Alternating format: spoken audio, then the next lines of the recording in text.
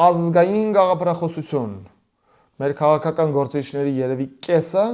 այս բառակապակցությունից օրգազմ է ստանում, որտեղ այնքան սիրուն է հնչում, որ միշտ կգտնվեն մարդիկ, որ առանց հասկանալու թե դա ինչը ծափ կտան։ Ազգային գաղափարախոսության մասին խոսող քաղաքական գործիչների 100%-ը չգիտի ինչ է նշանակում գաղափարախոսություն եւ չգիտի ինչ է նշանակում ազգային։ Եթե իմանային, կհասկանային, որ ազգային գաղափարախոսություն բառակապակցությունը քաղաքականության հետ առհասարակ առնչություն չունի։ Մեր պետությունը, մեր սահմանադրությունը, Հայաստանի գոյությունը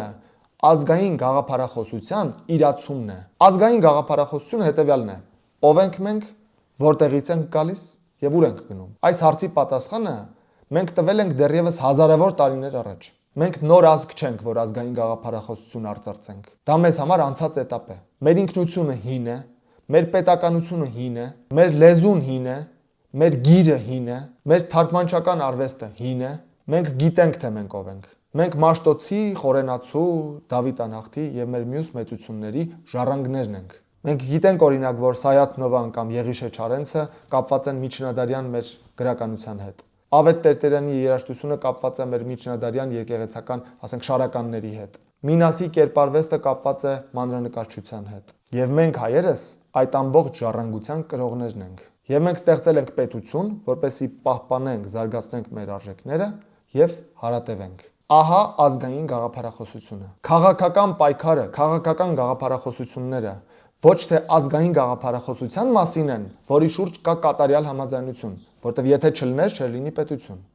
այլ քաղաքական պայքարը ճանապարհի մասին է, ինչպես հասնել մեր նպատակներին, ինչպես պահպանել մեր ժառանգությունը, ինչպես զարգացնել, ինչպես հարատևել։ Ավելի պարզ ասեմ, ազգային գաղափարախոսությունը մեր ընդհանուր արժեքներն են։ Դրա շուրջ բանավեճ չկա, մենք համաձայնվել ենք դեռևս հազարավոր տարիներ առաջ հայ ժողովուրդը կազմավորվել եւ համաձայնվել է իր ընդհանուր արժեքների շուրջ։ Քաղաքականությունը պատասխանում է այն հարցին, թե ինչպես, որ ճանապարհով հասնենք մեր նպատակներին,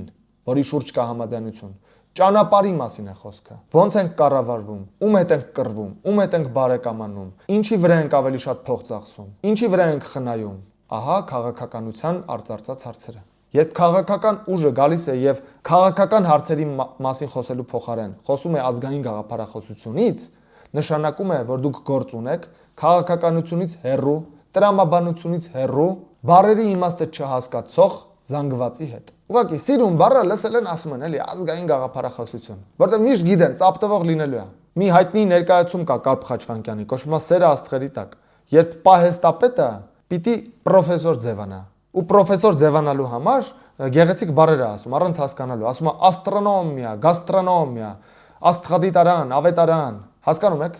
Գեղեցիկ բառերը լսում է եւ ասում է, որ տպավորություն թողի դիմացինի վրա, բայց չգիտի այդ բառերը ինչի մասին են։ Ազգային գաղափարախոսությունը նույն բանն է, առանց հասկանալու թե դա ինչ է նշանակում, ուղղակի որոճում են այդ բառը, որտեվ գիտեն, որ միշտ ինչ որ մարդիկ ասելու են վայ, լնայ է, խելոք բառեր է ասում, ազգային գաղափարախոսություն։ Պատասխանատու քաղաքական ուժը երբեք չի խոսի ազգային գաղափարախոսության մասին, այլ կխոսի քաղաքականության մասին, կխոսի ճանապարհի մասին։ Ինչ ճանապարհով մեր երկիրը տանել հասցնել այն կետին, որը երազում է մեր ողջ ժողովուրդը։